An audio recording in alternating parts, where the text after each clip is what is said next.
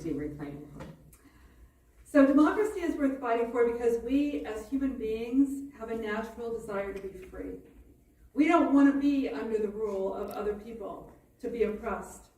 We want to be free to live who we are and not be judged by others or constrained by others or forced to live under the beliefs of others that we might not agree with. We need to feel that we have some control over our own destiny. And voting in a democracy gives us that feeling that we've been heard. Because even those in a minority can still feel like they have had their voice, that they have a voice, and that they can accept being in the minority if they at least feel heard, respected, and considered. This is why compromise is so necessary to a functioning democracy. Because if the minority feels controlled or oppressed by the majority, they will rise up in civil unrest. But in a functioning democracy, we don't have to spend all of our time fighting oppression.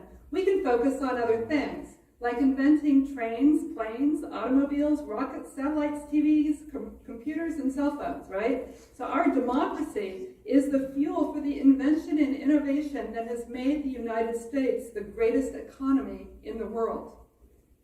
But our democracy is in peril.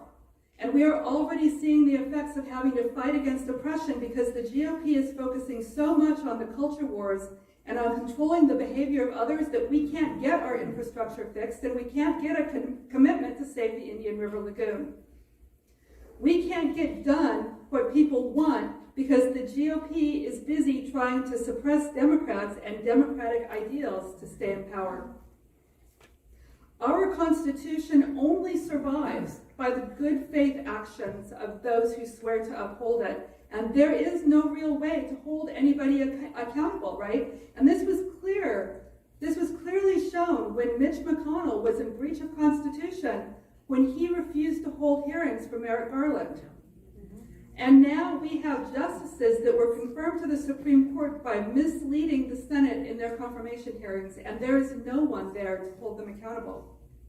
So the only real way that we have to hold these actions accountable at this point is to vote out the people who are tolerating them. And this is why we must protect our vote.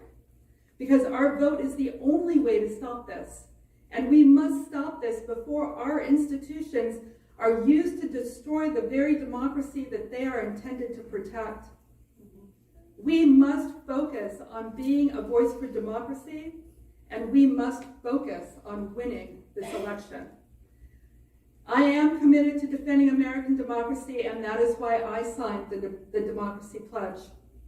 Because I believe we need to hold accountable all of the people who were involved in the January 6th insurrection, including the elected officials, as well as the mob participants, and the Scottish judges that misled the Senate, and Mitch McConnell, and any other elected official who blatantly disregards their constitutional duty.